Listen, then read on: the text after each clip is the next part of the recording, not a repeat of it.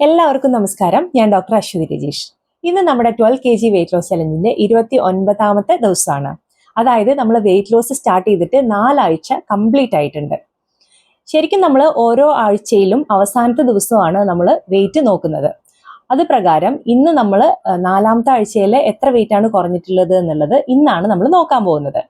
Wait എത്രയാണ് കുറഞ്ഞിട്ടുള്ളത് എന്ന് അറിയുന്നതിന് മുമ്പേ വെയിറ്റ് ലോസ് ചെയ്യുന്നവർ ഏറ്റവും പ്രധാനമായിട്ട് ശ്രദ്ധിക്കേണ്ട 3 കാര്യങ്ങളെ കുറിച്ചാണ് ഞാൻ ഇന്ന് പറയാൻ പോകുന്നത്. അതിൽ ഏറ്റവും പ്രധാനം നമ്മൾ വിശന്നിരുന്നു കൊണ്ട് വെയിറ്റ് ലോസ് ചെയ്യരുത് എന്നുള്ളതാണ്. ഞാൻ എൻ്റെ ഈ ഒരു വെയിറ്റ് ലോസ് ജേർണി സ്റ്റാർട്ട് ചെയ്ത ശേഷം എന്തൊക്കെ ഭക്ഷണങ്ങളാണ് ഓരോ ദിവസവും കഴിച്ചിട്ടുള്ളത് എന്ന് ഡീറ്റെയിൽ ആയിട്ട് നമ്മൾ വീഡിയോസിൽ അപ്ലോഡ് ചെയ്തിട്ടുണ്ട്. ഈ ഒരു വീഡിയോസിലൊക്കെ തന്നെ ഞാൻ കഴിക്കുന്ന ഭക്ഷണം കാണുന്ന സമയത്ത് പലരും എന്നോട് ചോദിക്കാറുണ്ട്, ഇത്രയും കുറച്ച് കഴിച്ചു കഴിഞ്ഞാൽ വിശപ്പ് മാറുമോ എന്നുള്ളത്. അതിൽ എനിക്ക് പറയാനുള്ളത്, ഞാൻ ആക്ച്വലി എൻ്റെ വിശപ്പിനനുസരിച്ചാണ് ഭക്ഷണം കഴിക്കുന്നത്. അതേപോലെ ആവണം എന്നില്ല നിങ്ങളുടെ വിശപ്പ്. അതുകൊണ്ട് നിങ്ങൾ ഭക്ഷണം കഴിക്കുമ്പോൾ നിങ്ങളുടെ വിശപ്പിനെ സാറ്റിസ്ഫൈ ചെയ്യുന്ന രീതിയിൽ ഭക്ഷണം കഴിക്കാനായിട്ട് നോക്കുക. ഞാൻ എൻ്റെ ഡയറ്റ് ഷെയർ ചെയ്യുന്ന സമയത്ത് ഞാൻ ഒരു കാര്യം മാത്രമേ ഉദ്ദേശിച്ചിട്ടുള്ളൂ. അതായത് ഈ ഒരു ഡയറ്റ് നിങ്ങളൊരു ഗൈഡ് ലൈൻ ആയിട്ട് എടുക്കണം. നിങ്ങൾക്ക് ഇതുപോലെ തന്നെ നിങ്ങൾക്ക് വേണമെങ്കിൽ ഫോളോ ചെയ്യാം. അതേസമയം നിങ്ങളുടെ വിശപ്പിനനുസരിച്ച് ചെറിയ ചെറിയ മാറ്റങ്ങൾ വരുത്തിയിട്ടും നിങ്ങൾക്ക് ഇത് ഫോളോ ചെയ്യാവുന്നതാണ്. ഒരാളുടെ ശരീരഭാരം എത്രയാണ് കുറയുന്നത് എന്ന് പല കാര്യങ്ങളെ ഡിപ്പെൻഡ് ചെയ്തിട്ടാണ് ഇരിക്കുന്നത്.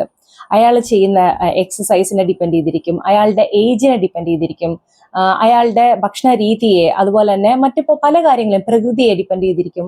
ഒത്തിരി കാര്യങ്ങളെ ഡിപ്പെൻഡ് ചെയ്തിട്ടാണ് നമ്മുടെ വെയിറ്റ് കുറയുന്നത്. അതുകൊണ്ട് തന്നെ വെയിറ്റ് ലോസ് ചെയ്യുന്ന സമയത്ത് നിങ്ങൾ നിങ്ങളുടെ മെയിൻ ഭക്ഷണം കുറച്ചെടുക്കുക. അതിനുശേഷം വിശപ്പ് മാറിയിട്ടില്ലെങ്കിൽ കൂടുതലായിട്ട് കാലറീസ് കുറഞ്ഞിട്ടുള്ള പച്ചക്കറികൾ, പഴവർഗ്ഗങ്ങൾ, സാലഡുകൾ ഇതൊക്കെ ഭക്ഷണത്തിൽ ഉൾപ്പെടുത്താനായിട്ട് നോക്കുക. വിശന്നിരുന്നു കൊണ്ട് ഡയറ്റ് ചെയ്യുകയാണെങ്കിൽ മാക്സിമം നിങ്ങൾ ഒരാഴ്ച കൊണ്ട് തന്നെ ഈ ഡയറ്റിംഗ് ഒക്കെ സ്റ്റോപ്പ് ചെയ്തിട്ട് നോർമൽ ഡയറ്റിലേക്ക് പോകും.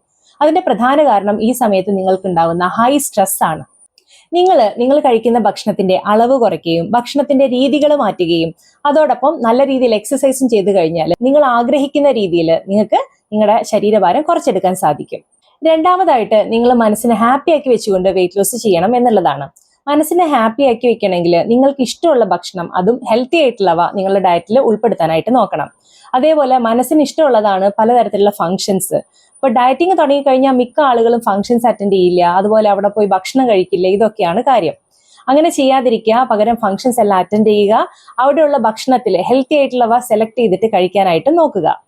ഇടയ്ക്കിടയ്ക്ക് വെയിറ്റ് നോക്കിയിട്ട് മനസ്സിനെ ഡീമോട്ടിവേറ്റ് ചെയ്യാതെ ആഴ്ചയിൽ ഒരിക്കൽ മാത്രം നോക്കുക. അയ്യോ എന്റെ വെയിറ്റ് ഇത്രയല്ലേ കുറഞ്ഞുള്ളൂ എന്ന് വിചാരിക്കാതെ എന്റെ വെയിറ്റ് ഇത്ര കുറഞ്ഞല്ലോ എന്ന് ആലോചിച്ച് സന്തോഷിക്കുക. ഇടയ്ക്കിടയ്ക്ക് നമ്മൾ വെയിറ്റ് കുറഞ്ഞാലുള്ള ആ ഒരു രൂപം സങ്കല്പിക്കുക. അതോടൊപ്പം തന്നെ നമുക്കുണ്ടാകുന്ന ഹെൽത്ത് ബെനിഫിറ്റ്സിനെ കുറിച്ചൊക്കെ ആലോചിക്കുക. ഈ ഒരു രീതിയിൽ മൈൻഡിനെ മോട്ടിവേറ്റ് ചെയ്യാനായിട്ട് നോക്കുക. ഇനി മൂന്നാമത്തത് ടൈം മാനേജ്മെന്റ് ആണ്. പ്രത്യേകിച്ച് ജോലിക്ക് പോകുന്ന ആളുകള്, ഇടയ്ക്കിടയ്ക്ക് യാത്ര ചെയ്യുന്ന ആളുകൾ, തിരക്ക് പിടിച്ച ജീവിത സാഹചര്യമുള്ള ആൾക്കാർ, ഇവരെല്ലാം തന്നെ വ്യക്തമായിട്ടുള്ള ഒരു ടൈം മാനേജ്മെന്റ് ഉണ്ടെങ്കിൽ മാത്രമേ ഡയറ്റിംഗ് കറക്റ്റ് ആയിട്ട് കൊണ്ടുപോകാൻ സാധിക്കുള്ളൂ.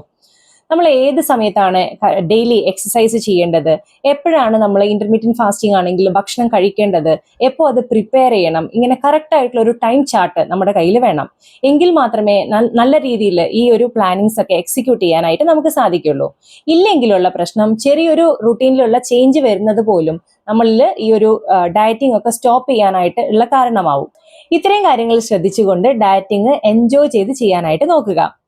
ഇനി നമുക്ക് 4ാം ആഴ്ചയിൽ എൻ്റെ എത്ര വെയിറ്റ് ആണ് കുറഞ്ഞിട്ടുള്ളത് എന്ന് നോക്കാം. കഴിഞ്ഞ ആഴ്ചയിലെ എൻ്റെ വെയിറ്റ് 65.4 കിലോഗ്രാം ആയിരുന്നു. ഇന്നത്തെ എൻ്റെ വെയിറ്റ് 64 കിലോഗ്രാം ആണ്. അതായത് ഈ ഒരാഴ്ച ഞാൻ കുറഞ്ഞിട്ടുള്ളത് 1 കിലോയും 400 ഗ്രാമും ആണ്. ടോട്ടൽ 28 ദിവസം കൊണ്ട് ഞാൻ കുറഞ്ഞിട്ടുള്ളത് 7 കിലോയും 600 ഗ്രാമും ആണ്. ഇനി എന്തായി നിങ്ങളുടെ കാര്യം? എൻ്റെ കൂടെ വെയിറ്റ് കുറയ്ക്കാനായിട്ട് ഒരുപാട് പേര് റെഡി ആയിട്ട് വന്നിട്ടുണ്ടായിരുന്നു. നിങ്ങളെയൊക്കെ എത്ര വെയിറ്റ് ആണ് കുറഞ്ഞത് എന്ന് കമന്റ് ബോക്സിൽ ഒന്ന് അറിയിക്കുക. അത് മറ്റുള്ളവർക്ക് കൂടി ഒരു മോട്ടിവേഷൻ ആവും. ഇനി നമുക്ക് ഇന്നത്തെ വിശേഷത്തിലേക്ക് പോവാം. രാവിലെ എഴുന്നേറ്റു, 3 ഗ്ലാസ് ചെറു ചൂടുവെള്ളം കുടിച്ചു, 30 മിനിറ്റ് സൂംബ എക്സസൈസ് ചെയ്തു. അതിനുശേഷം 9 മണിക്ക് ബ്രേക്ക്ഫാസ്റ്റ് കഴിച്ചു.